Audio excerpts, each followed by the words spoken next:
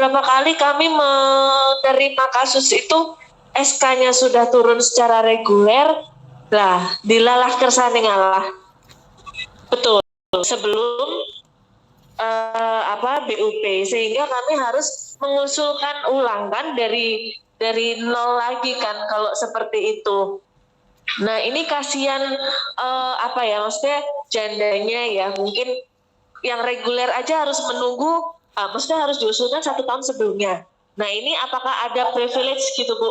Misalnya yang sudah keluar SK-nya secara reguler atau KPO ya, lalu tiba-tiba di perjalanan ternyata beliaunya mungkin meninggal, SK sudah cetak, nah itu bisa nggak sih Bu, nggak perlu ngusulin lagi dari awal Bu? Karena terkait juga dari sistem IHRM juga, kan kami harus mengusulkan ulang lewat IHRM tuh. Nah sedangkan usulannya kan beliau kan sudah selesai, ya kan, SK sudah terbit, nah itu nanti lama lagi, nanti dari nggak tahu lah secara ke-IT-annya seperti apa. Nah bisa nggak ya Bu, mungkin untuk itu nggak usah lewat IHRM, udah manual aja lah gitu, terus bisa langsung ke BKN. Kadang kami ngerasa apa-apa di sistem tuh kadang repot juga, malahan lebih enakan manual gitu. Tapi kalau memang yang bisa secara reguler, kalau reguler kan enak ya, sudah ada timelinenya sudah pas gitu. Tapi kalau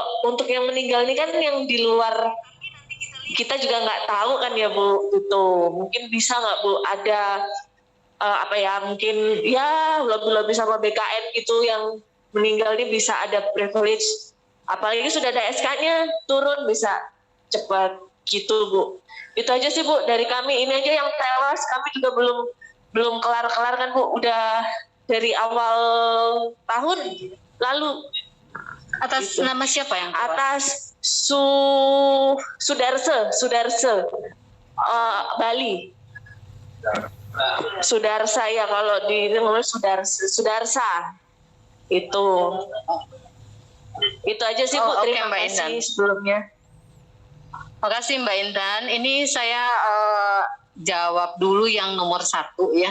Dulu di BKN itu kalau sudah jadi SK, ini kan memang ini 1 tahun pengusulan SK itu sudah diperhitungkan oleh BKN, karena kalau tidak 1 tahun sebelumnya pasti terlambat ya.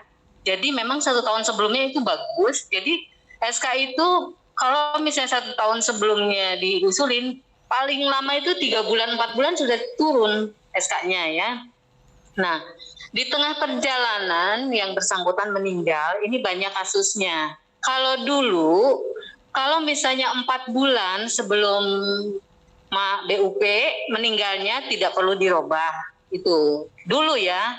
Tapi ada aturan yang baru lagi, walaupun sebulan sebelumnya harus dibatalkan tetap, itu harus dibatalkan karena nanti hubungannya dengan gaji ya, gaji pensiun nanti ada yang berbeda, nanti lebih lama lagi kalau misalnya tidak dirubah. Setelah jadi ke Taspen, di Taspen pun akan ditolak karena beda gajinya.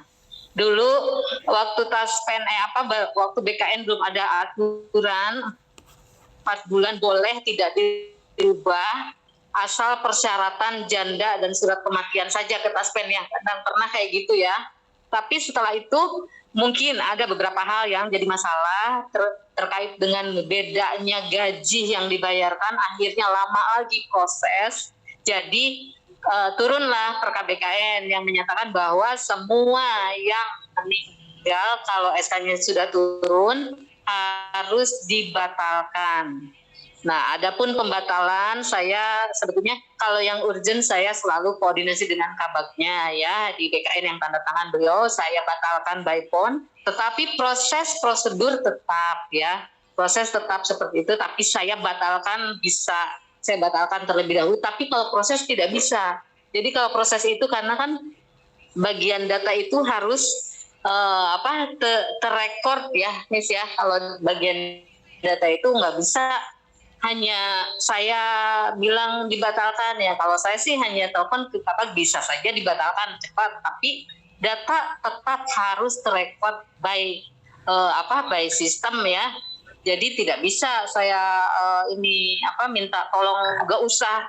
Kalau dulu memang waktu 4 bulan ada aturan boleh, saya tidak terlalu ribet ya dengan pembatalan itu. Tapi kalau sekarang memang 1 bulan pun harus proses seperti itu, karena nggak bisa nawar-tawar menawar terkait hal ini gitu ya. Kita tidak sesuai dengan persyaratan ya tidak diproses akhirnya kita itu, Mbak Intan. Iya, nanti kan dihitung lagi gaji dan masa kerjanya.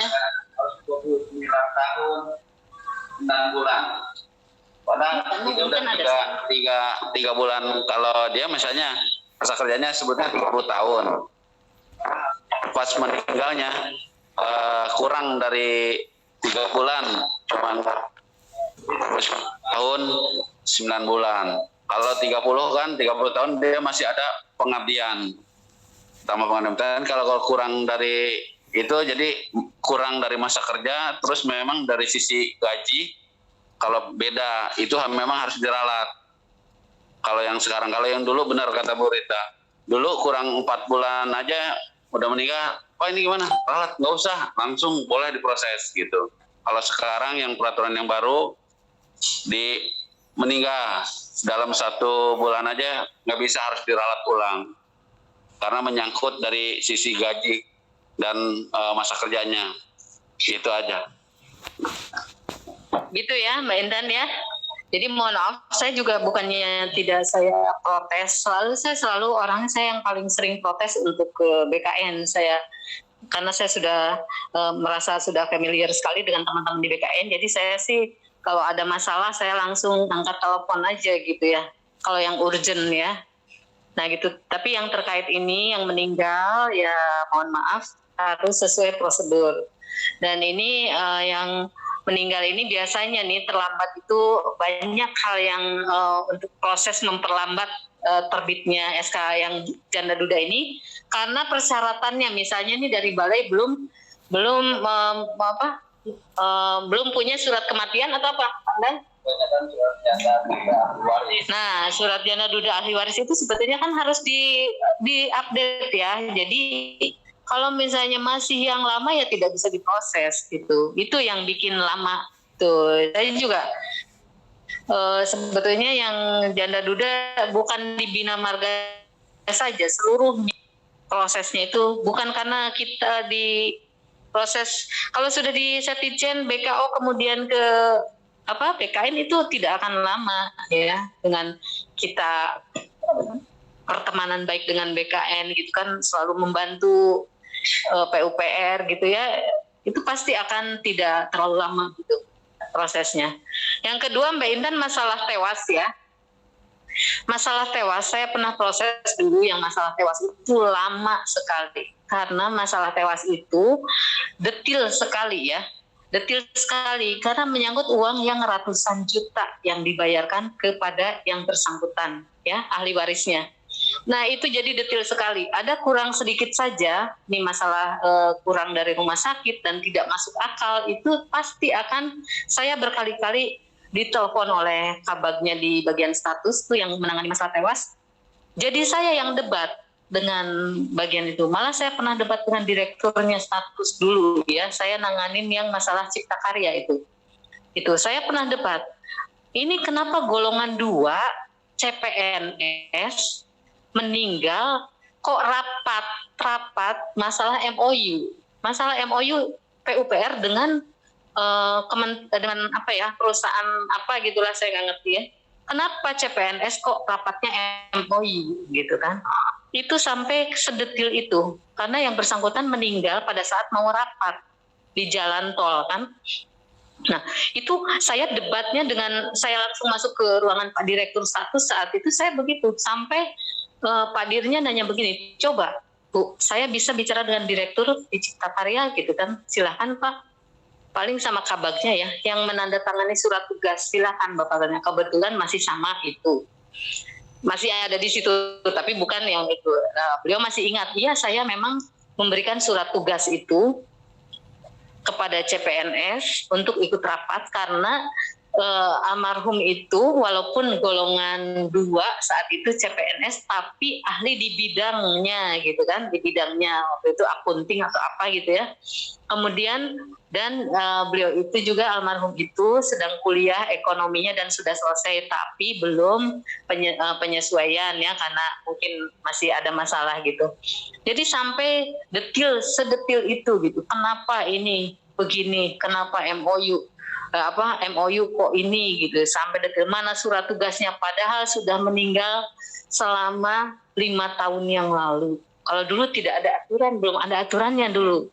Kalau sekarang ada aturannya. Kalau di bagian status itu kalau nggak salah maksimalnya 4 tahun apa berapa ya, sudah tidak bisa diproses. Dulu masih bisa saya proses. Jadi hal-hal yang kecil itu dari keterangan saja, karena tidak ada saksi waktu itu, almarhum itu berhenti di jalan tol, mau melihat ban mobil yang kelihatannya oleng gitu kan, tapi karena tidak ada saksi, nah itu jadi perdebatan. Kenapa ibu bilang itu lihat ban pecah gitu kan? Yang bersangkutan sudah jelas salah berhenti di jalan tol dan ketabrak truk meninggal gitu kan. Nah itu sudah jelas salah. Nah Pak Direktur bilang gitu kan.